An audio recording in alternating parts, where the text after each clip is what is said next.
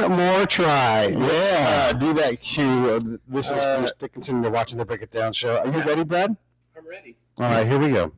All right. Hi, this is Bruce Dickinson, and you are watching and listening to the Break It Down show. Today has been an exercise in the resilience of Bruce Dickinson. He's got what it takes, though. He's been a commercial airline pilot for many, many years, got an illustrious career as that, an illustrious career as a competitive fencer, and, well, most of us know that he was the lead singer in a band called Iron Maiden. Some other people know that he was the non-singer from the Sydney House growing up. But that's all in his audiobook called What Does This Button Do? And you guys should get it. Among the other things that he's up to are a podcast now called, tell us the name of the podcast again, Bruce. Psycho, Schizo, Espresso. Schizo, I do it with a professor from Oxford University called Professor Kevin Dutton, who is, amongst other things, does Olympic athlete, sports psychology, but he's I suppose a world expert in psychopaths. That's a heck of a thing to be a world expert in. Yeah, that's right. He studied most of the U.S. presidents. And, the only one we can find that's not really a psychopath is Jimmy Carter. Because he's just a nice, sweet old guy. Good guy, you know what I mean? But, everybody else, and just to be even-handed, Hillary Clinton scores on the spectrum about the same as Donald Trump. So there you go. Yeah, well... way to be even-handed. I think that subject matter that you guys covered started off, the first episode of that podcast for everybody who wants to listen to it is an examination of the number of the beast. Yeah, the real meaning of 666, absolutely. And then he was such a great guy, University of Austin, Texas professor, and he we did a double parter because he was also a real expert on apocalyptic cults. So that was like, okay, that's episode 2. Yeah. Well, we have to acknowledge that since he was a professor at the University of Texas, we have to say hook 'em horns for us right there. So let's start with your competitive fencing career, which began, I believe, with a shop teacher that you had when you were metal shop teacher. I went to a boarding school, and they had a big tradition of kids having to do stuff with their hands. So we had a foundry, we had a metal shop, we had electronics shop, we had a woodwork shop, and a fiberglass shop.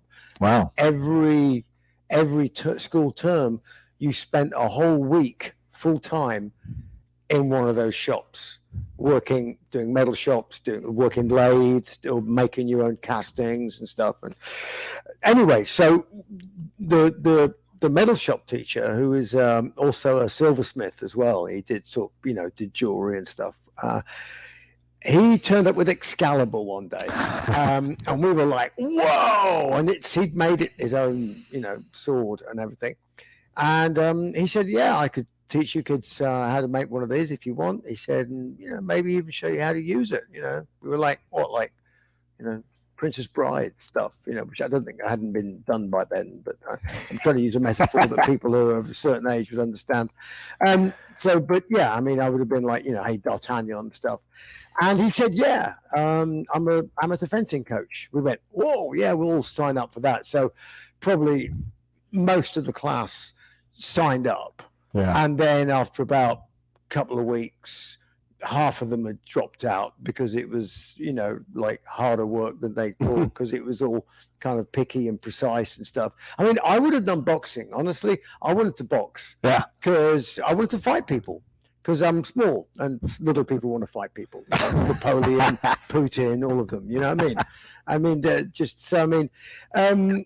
But they didn't do boxing at my school, luckily for my brain cells. A great, probably your nose bone. Yeah, great sport, but incredible training. But honestly, getting battered in the head, I think it does. Unfortunately, it does have an effect. So I'm going to ask you about boxing though before we get past it. So you're a fan growing up. I'm a big fan of Henry Cooper because he fully knocks out Muhammad Ali. He knocked him out, and he was a good.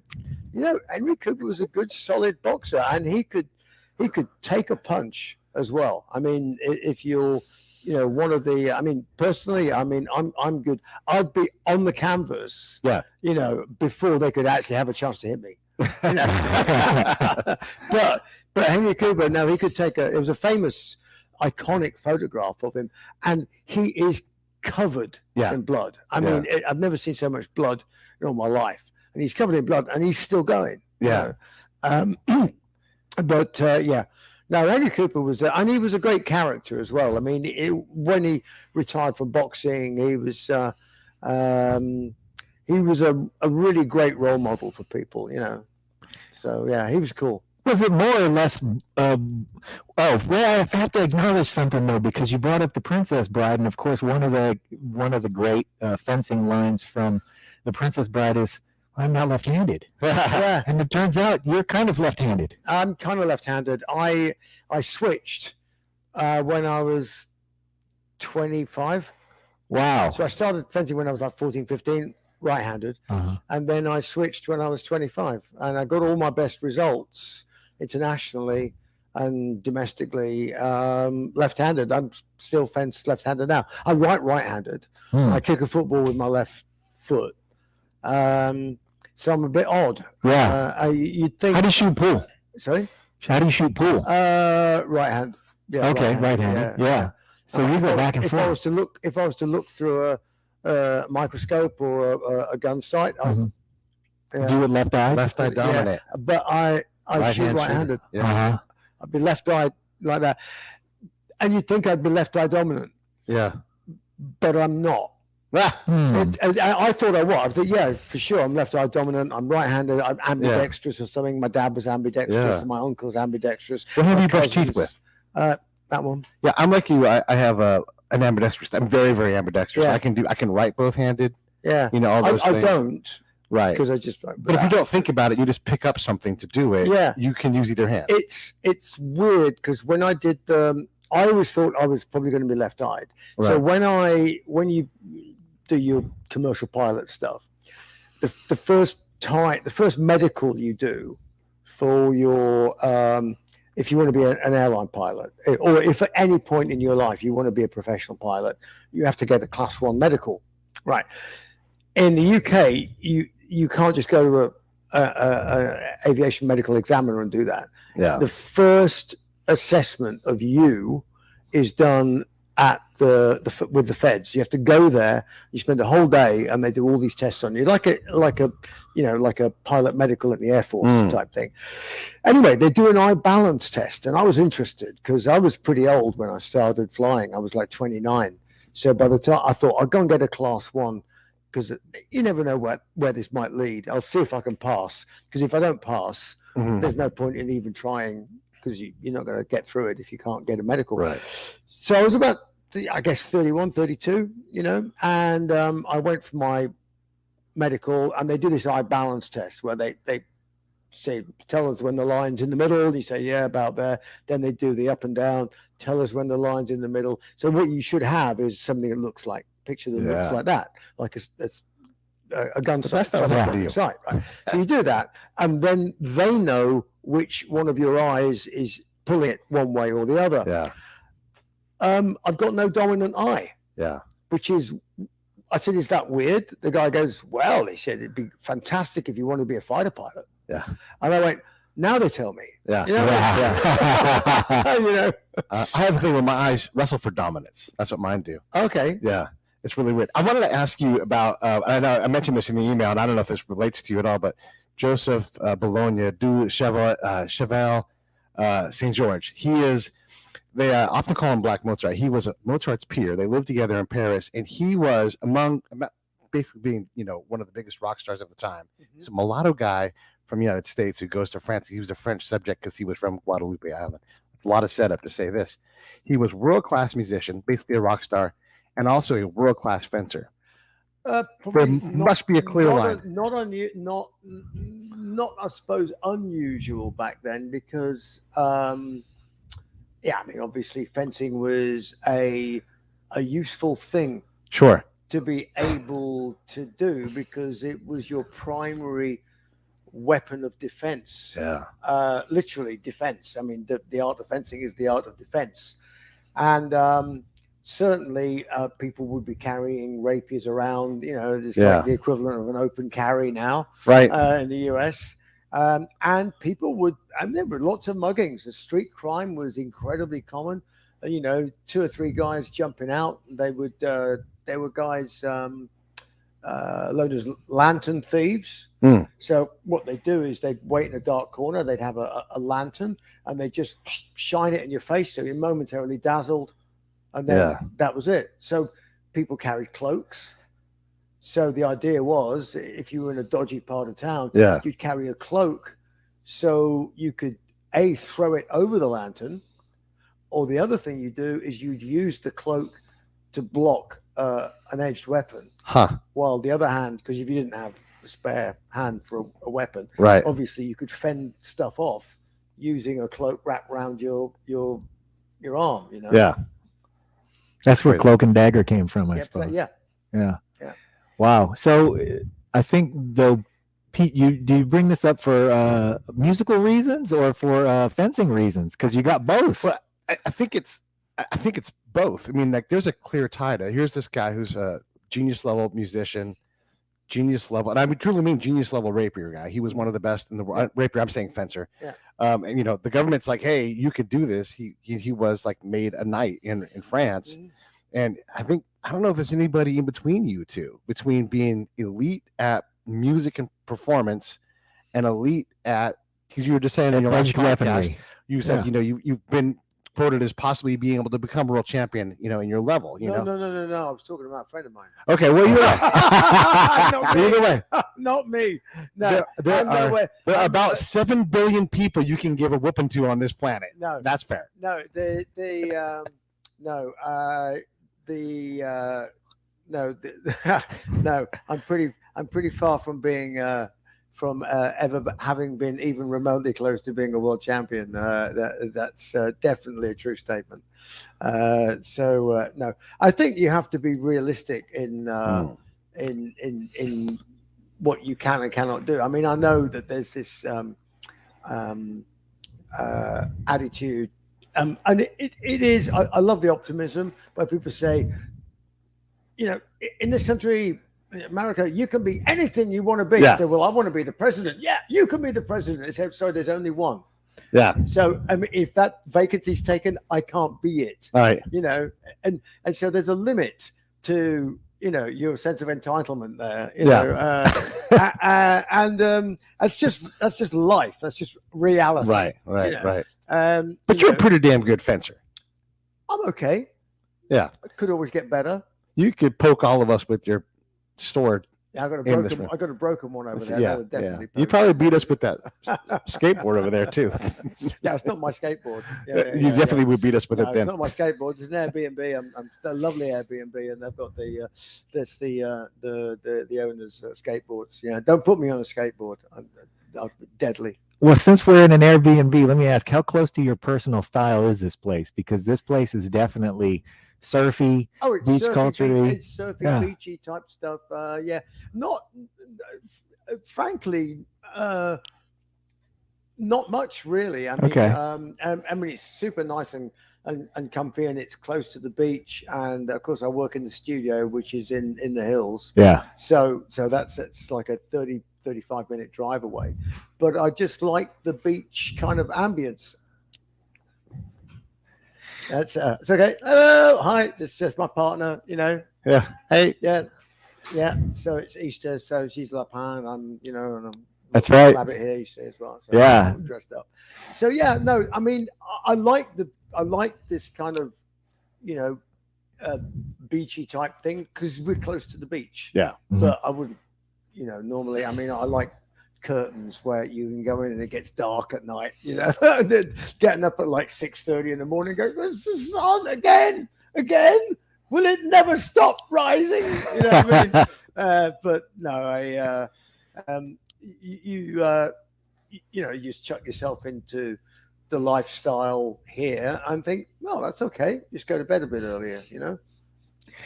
You have been fortunate to see lifestyles all over the world, but I want to acknowledge your trip to Sarajevo. Tell us what drove you going there and what you took away from that. Oh, what drove us going there was a yellow painted Unimog with a with a truck. Walked right into that. Slept in the back of the truck, but yeah, it was a combination of several things. One, did it sound like an adventure? Yeah. Oh man. Was it an adventure? More than I ever imagined. Yeah. So the way it was presented was, okay, yeah, we know there's a war going on, but you'll all be under the auspices of the UN. Well, that sounded kind of like, okay. And yeah, you'll be helicoptered in and you do the show and then you come straight out. And we went, well, okay, what could possibly go wrong, right? Right. So we turned up. And except there's a war. No, we knew there was a war. Yeah. And the guy that took us that was responsible for getting us there was a guy called Major Martin Morris, and he actually was in Sarajevo with the British Army, and he was a rock fan, so he was running the rock show on the local radio station, and it gave him the crazy idea. So he just got in touch with a magazine in England called Kerrang, which is a rock magazine, and said, any chance we could get like Motorhead or Metallica? They went, boil your head. What's wrong with you? He said, well, we must be able to get somebody, you know. What about Bruce Dickinson? You know, and they phoned me up and I went, yeah, that's a crazy idea. Yeah. Just crazy enough. Why not? You know. Yeah.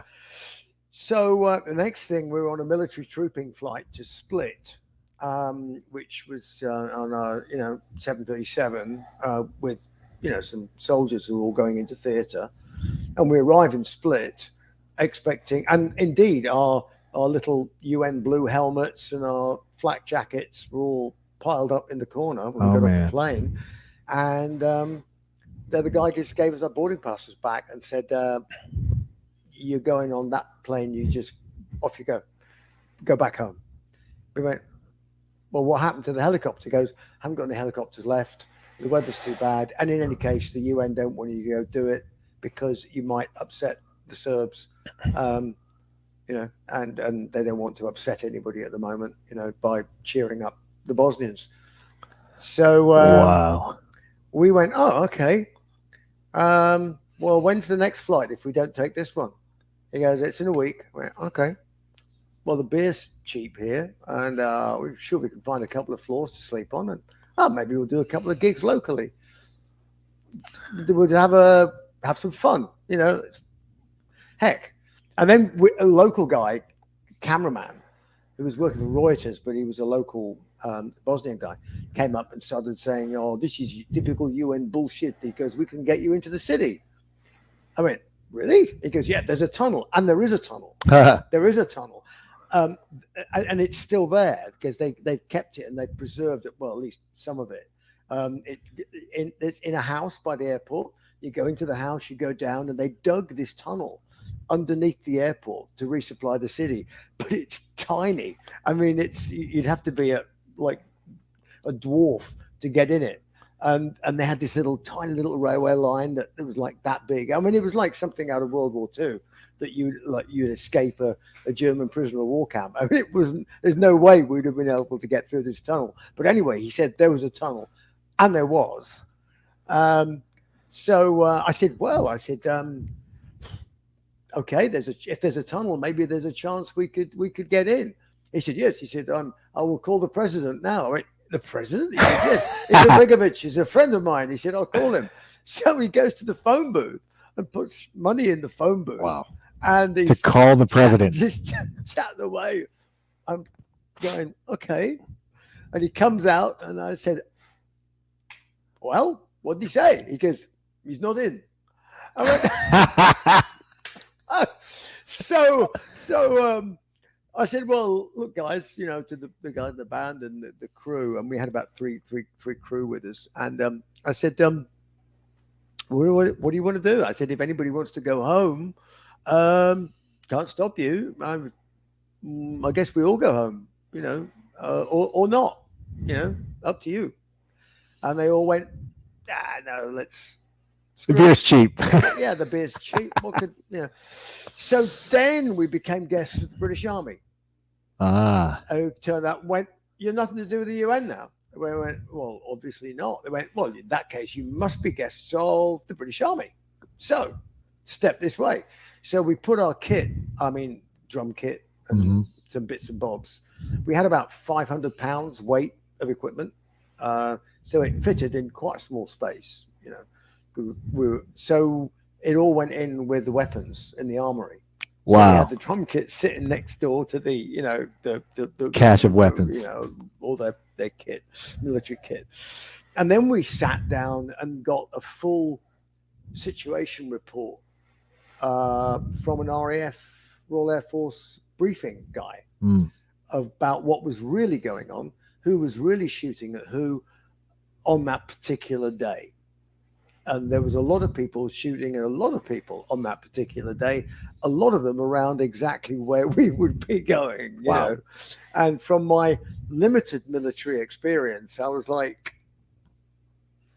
this is not going to be a predictable course of action that we're taking here. So we, anyway, we had the problem of the logistics of how to get there. We couldn't do anything. But suddenly at midnight, this truck pulls up outside. It was a Unimog truck, basically a flatbed truck with a hooped top, canvas top, bright yellow with Asterix, Felix the cat, and Roadrunner painted on the outside of it. That's not going to attract any snipers. Yeah, well, nobody. Who would? I mean, honestly, who's going to shoot Roadrunner? Yeah, you know. I mean, you have to be heartless. You're asking for it. So we thought, there's a bunch of idiots in this truck. Nobody would be foolish enough to shoot. Surely they wouldn't shoot a bunch of, complete maniacs. So we get in the back of the truck, crate of beer, and some sleeping bags, and off we go. And it's winter, so it's mid-December. So it gets quite chilly. 8-hour drive through the fog. We get hijacked by, well, not hijacked. Yeah, we stopped at a checkpoint, maybe. No, guy just jumped out in the road and put an AK-47 at the front of the truck, so we stopped. Impromptu checkpoint. And no, he was just a guy. He wanted a lift. He was a Bosnian soldier. He just wanted a lift to the base of the hill. So we gave him a lift. All right. As you do. He had the gun, we didn't. So we got to the bottom of the hill, and the hill was Mount Igman. So it was a 7,500 foot mountain. We went up the mountain track up to the top and eventually ended up going down the other side at dawn. Now, where we were going was an active firefight. So, because I could see star shells and parachute flares and all that good stuff on the top of the hill, I thought, that's where we're going. So, as it got towards dawn, it all died down. The Bosnian army was going home. It wasn't really it wasn't a conventional army because nobody had any weapons. Yeah.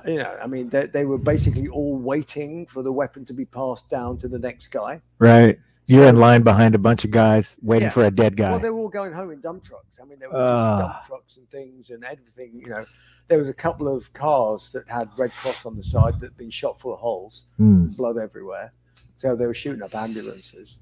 The one thing that struck me as I was going through it, because it was at night, was you could just see what an incredibly beautiful country it was, and what a tragic place it was turning into. Yeah.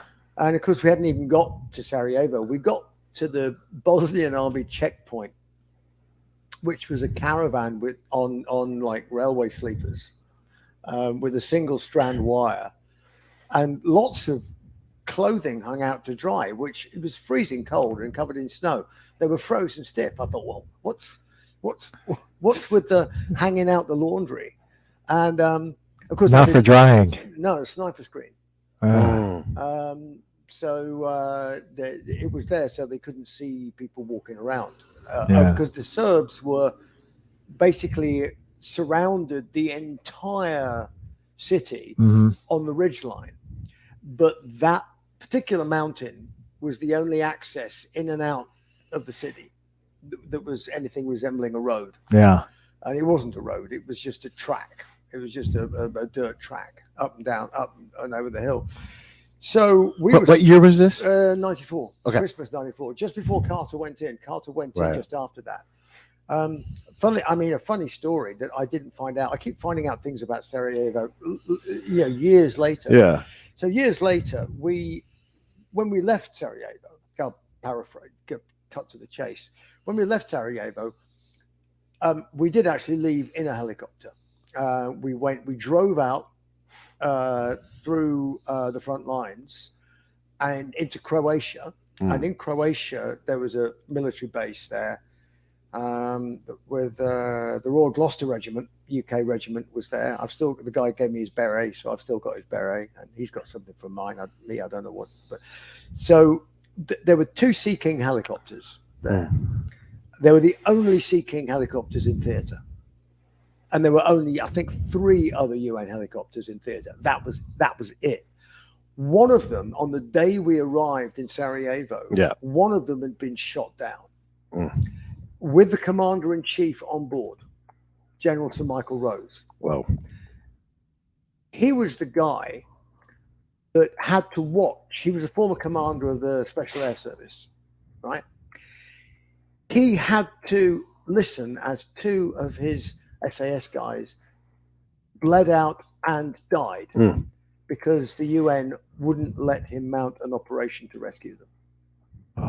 Right? Okay, so I have to say that my opinion of the UN as a result of some of the things I saw in Sarajevo is somewhat variable. But anyway, so there was this story that what happened was that we were told that the helicopter had taken 5 rounds through the main fuel tank and a couple of taken out chunks out of the main rotor. The guy, RAF pilot, Navy pilot, sorry, let's get that right. Yeah. Navy pilot did an incredible job getting the helicopter down in one piece.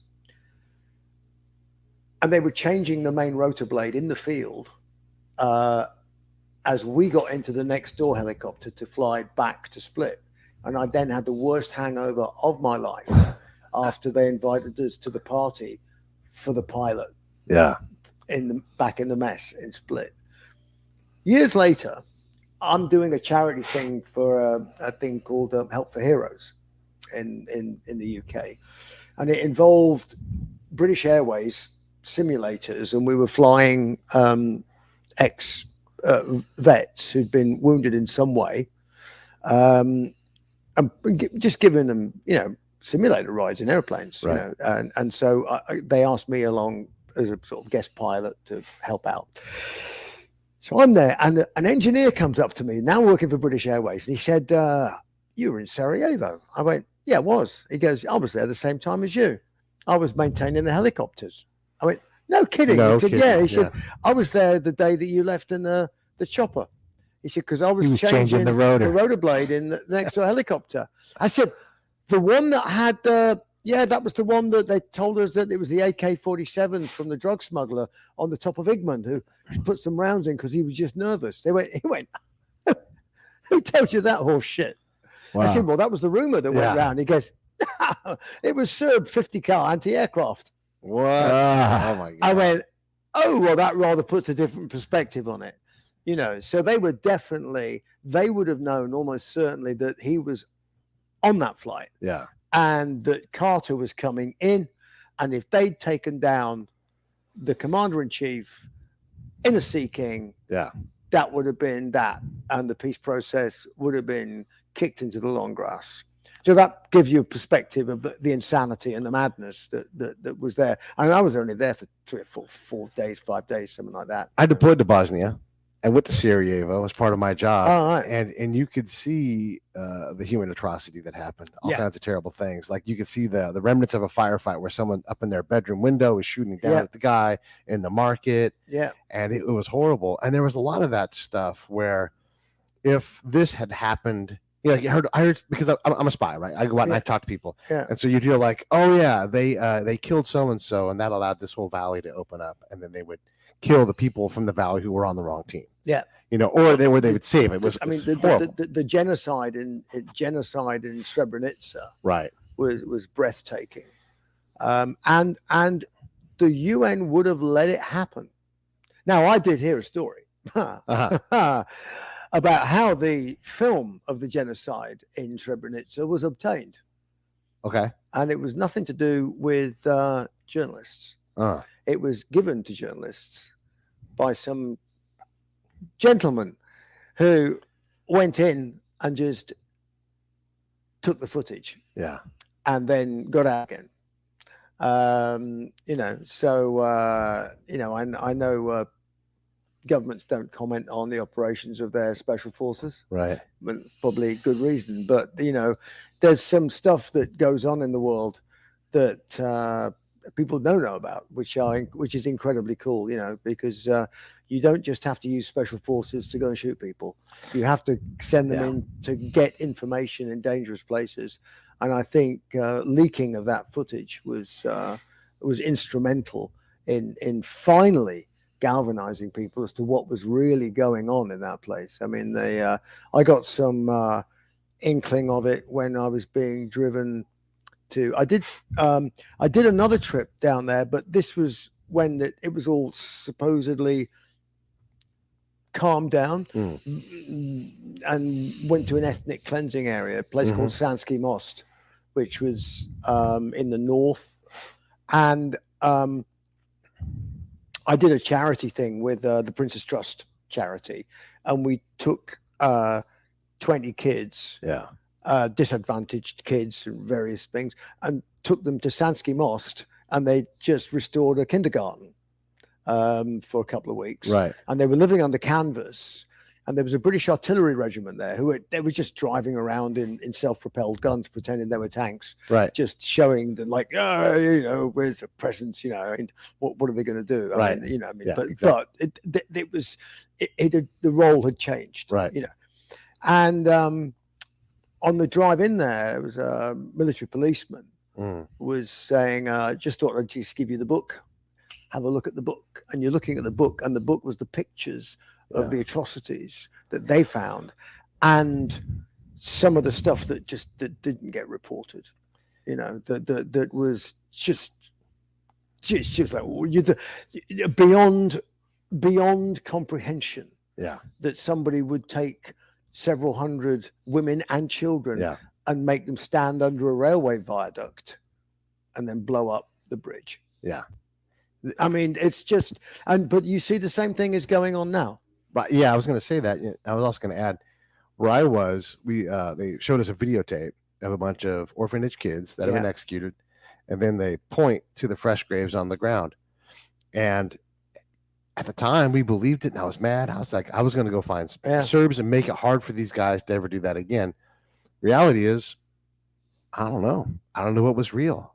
You know, we also heard the rumor that the Bosnians had done it to themselves. Yeah. To sick us on, you know, and it was working. Yeah, but that's exactly the same disinformation that's going on now. But you don't know when you're in it. Yeah, you don't know when you're in it. I mean, I went with Trevor, who was our security guy down there. And when I went back,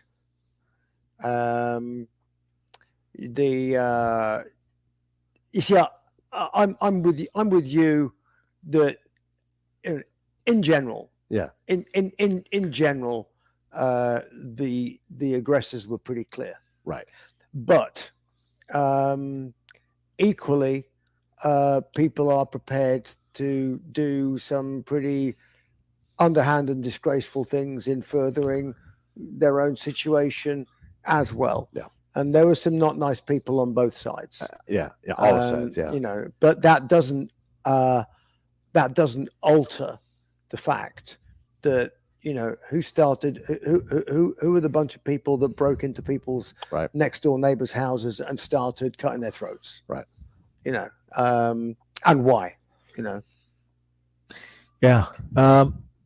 I'm going to shift gears because it got really dark right there, but I also want to talk because that was an exposure that led to eventually you having a podcast called Psycho Schizo Espresso. Oh no! Well, no, that no, that was the pod. That's a nice segue, but it was nothing to do with that. I got to know Kevin purely by chance. Funnily enough, because I have a role as a unpaid volunteer with the Royal Air Force, and we have a squadron called 601 Squadron. It's an Royal Auxiliary Air Force squadron in the Royal Air Force, and I was offered the opportunity to join the squadron, which was a terrific honor. And so I accepted that. Anyway, one of the guys who was on the squadron was a former RAF intelligence officer, and he went to Oxford to do a master's degree in psychology, and his tutor was Kevin. So he got in touch with me and said, my buddy Kevin knows that I know you, and he said, any chance that I could appear on his podcast? So I got in touch and we got chatting, and he said, we should go and have lunch. So I had lunch with Kevin and his wife. And at the end of the lunch, she's also a psychology professor, and she said, you two should do a podcast, because having lunch with you two was like listening to a podcast. Yeah. And I went, well, what do you think, Kev? And he goes, yeah, what can we talk about? He said, well, we don't have any difficulty with that. Yeah, right? That's the easy part. Yeah. So, so that's how we came up with the idea for the show. And we just winged it. We've gone, well, do we want to be sponsored by anybody?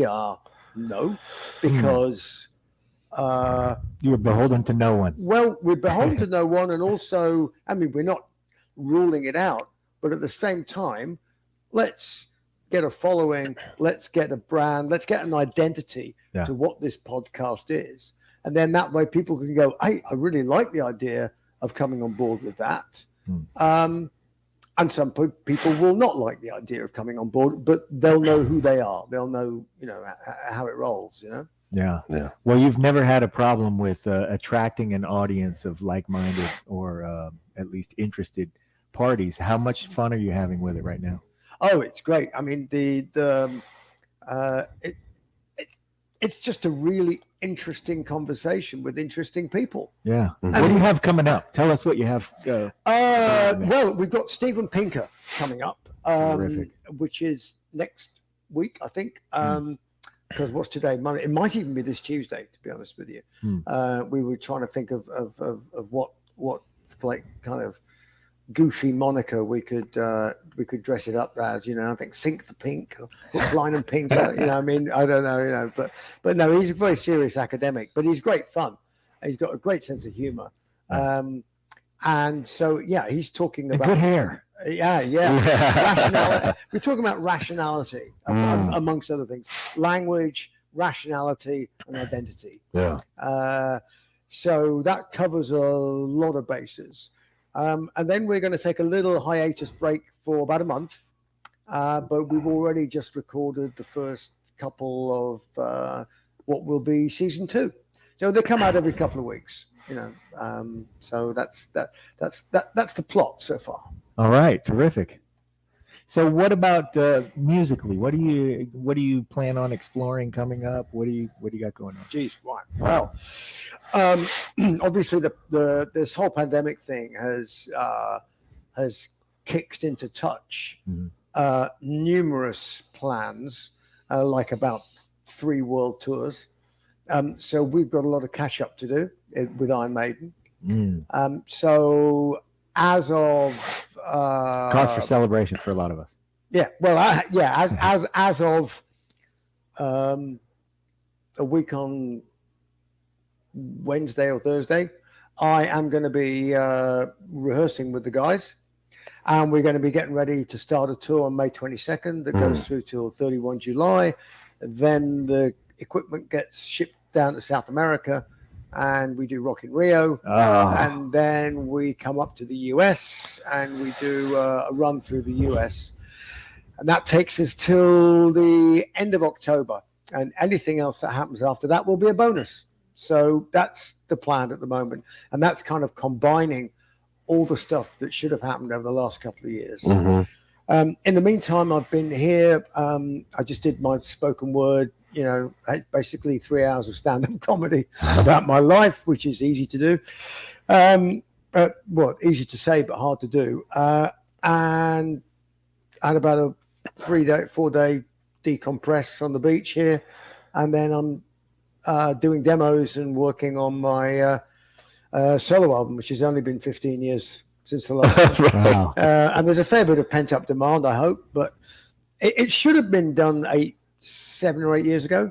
But then we had a lot of material written, but then I got throat cancer, and that was a year off. And then there was a year of doing Maiden stuff, catch up, and then there was another year, and then there was another, and then there was a pandemic, and it's like, but we're going in to do drums and tracks and everything in June. We've got demos. I'm going, and we're in pretty good, I hope, pretty good shape, and it's sounding really interesting.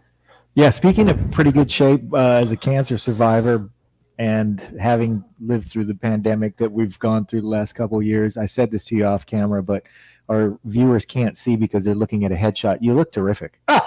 You're in great shape. You look like you're not to be trifled with. Yeah, well, I mean, everything's pretty all right. I mean, I keep picking up injuries just because I just refuse to stop. So I bust my Achilles 3 years ago. That was annoying. Yeah. That was really annoying. It's still really annoying, actually, but it just gets less annoying. Yeah. And then I got a new hip. All right. In October. Yeah, I swapped it out just over a year ago. You sound excited about it. Yeah, I'll tell you what. I kind of enjoyed it. Yeah. Because I had to go to the gym 3 days a week for 6 months to go and the guy was like, well, while we do it, I said, what can I do on this hip? He said, everything. Yeah. So I went and I was competing again 8 months after new hip fencing. Well, everybody we know has got a new hip. They all say, well, it's a good thing I got a new hip. Oh boy, I tell you, I mean, I was just wear and tear. I was just worn out because I've been jumping around on it for years and stuff like that. And my kids were going, "Dad, are you all right?" I went, "Yeah, I'm fine." You're not all right. You're like limping up the stairs. I'm like, and so it was just amazing. Positive mental attitude, just bang, go for it. It'll wear out before I do. I'll wear out before it does. That's right. That's the right way around. That's the way. 5 inches of titanium hammered into your leg by a psychopath. Yeah. See, but you remain busy and creative. And you were on another podcast talking about the difference between an entertainer and then also the problems of having a band to create excitement, right? It takes a lot for you guys to get together and create that 666 Summer of the Beast, like people going crazy. It's like not diminishing returns, but you get what I'm saying. It takes a lot to make that magic happen again and again. And again, like you guys don't have to do this. You have a lot of other things you can do. Yeah. How do you marshal the energy and the creative stuff? Well, first of all, it's not work. Mm-hmm. It's at this point, it's actually a bit of a privilege to be able to do it. Your body and everything can still do it. Plus the fact that as you get older, you just get a little bit wiser. Not too wise, right? Because that's kind of boring. Yeah. But you develop abilities that you didn't bother with when you were 22. So you can do things musically in your head that you wouldn't have thought of doing when you were 22, because you'd be so busy, full of testosterone and like that. You wouldn't have slowed down enough to go, hey, that's really cool if we did that. And we tried something a bit more round, a bit more around the edges with music. So now,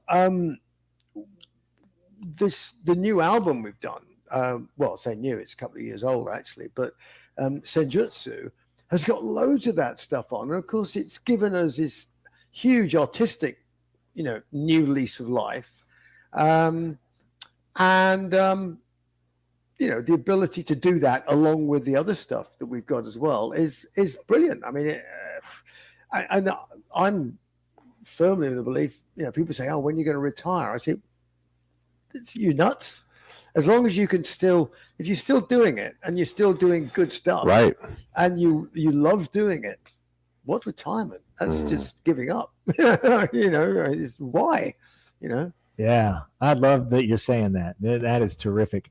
I have to tell this story. My strength coach is a guy named Ted O'Neill, and he made this exercise years ago to get out of his comfort zone, that anytime, anywhere, grocery store, wherever he was, if somebody said the word whoa, he would launch into the Vincent Price. Whoa, and no matter where he was, he would just stop and do it. And no awkwardness or anything would stop him. And that was what he did to learn to launch out of his comfort zone. Do you have any comfort zone issues left? Because it seems like you just don't care. You'll do anything you want anytime you need to do it. And I, by the way, want to say that that's what you've done for some people. Yeah, I mean, enable that. I comfort zone. Yeah, I'll do things that might be deemed slightly reckless. But as I get older, I'm aware of the possibility of being broken. And luckily, I think, and it's a very positive thing, because if you really love life a lot and being alive and having the ability to do those slightly reckless things and come out the other end going, wow, that was a bit naughty, but it was fun, right? Then you realize the value of having the judgment to go, I am not going to do that, because the consequences of that is I might not actually ever walk again. That's right. Right.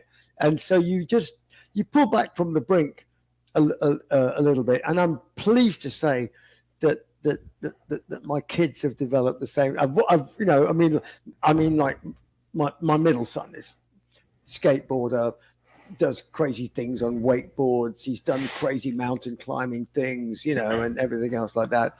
I mean, he was king of the emergency room when he was a kid, Yeah. And he's like, yeah, Dad, I don't bounce like I used to. And I was like, yeah, it's true. But I think it's interesting to watch it, but it hasn't diminished his love of life and adventure and everything else like that. If the opposite extreme is some of the people that do the half pipe and stuff like that in the Winter Olympics. I mean, that's life-threatening. That's life-ending stuff, life-changing. I mean, you wipe out on an ice wall. Yeah. And the guys that do the tricks on the BMX bikes. Yeah. 2, 3, how many somersaults upside down, land on your head, toast. See you in the wheelchair, buddy. That's right. I mean, but they do that because they've got the smarts and the physical ability and the daredevil mentality that enables them to do it. And it's probably what they've always done. So you work up to that. They work up to it, But, in a million years, I'm like, nah. I don't know. I could never do that. We've had many of those guys on the show. We've had oh my gosh, Eric Bergowitz. We've had Johnny Mosley on the show. Yeah.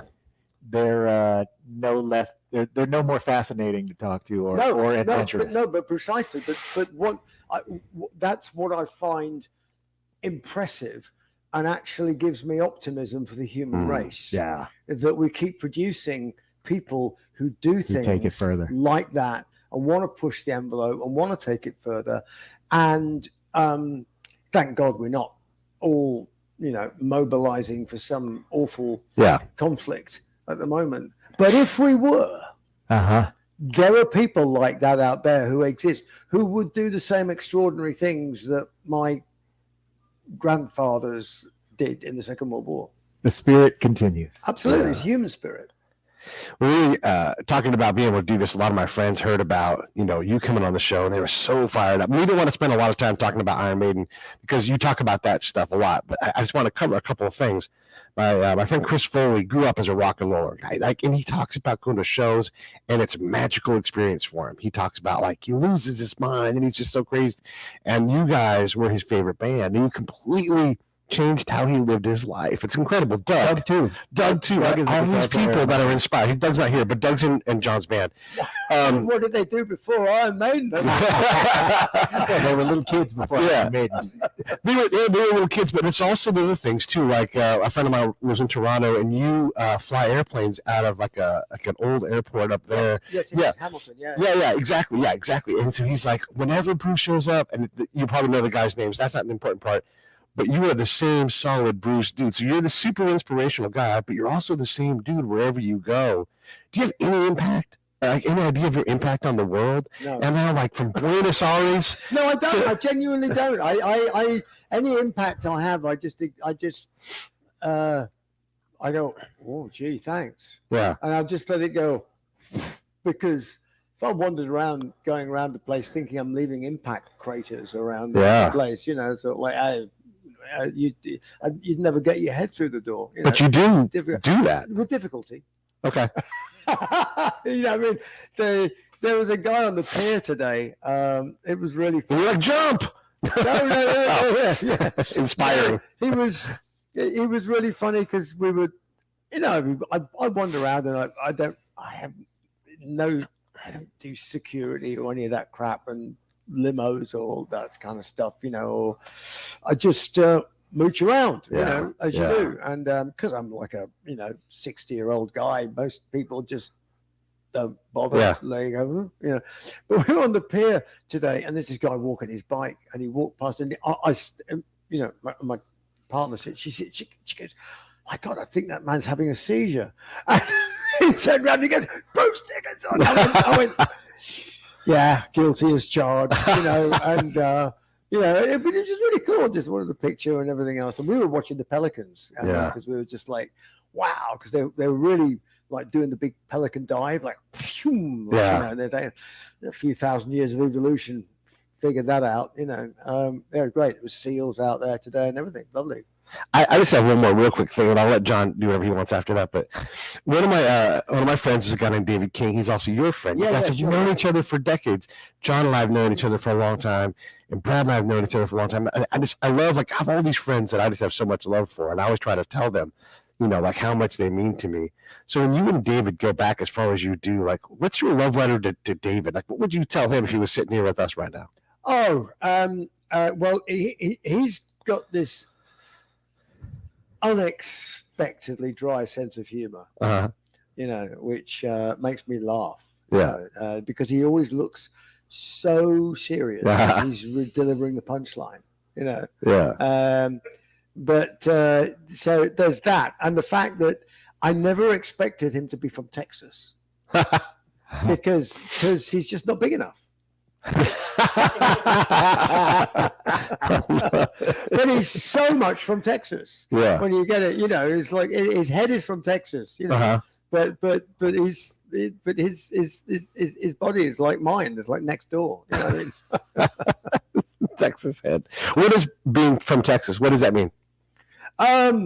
It's I'd say it's the closest I could get. It's a very fierce spirit of pragmatic independence. I like that.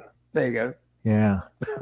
Well, I want to leave us with things to still talk about next time we visit you or you visit us and we have you on the show again. But I just want to acknowledge that it's been a pleasure hanging out with you, and that, you were a figure that started off as one thing when we were kids, especially young musicians.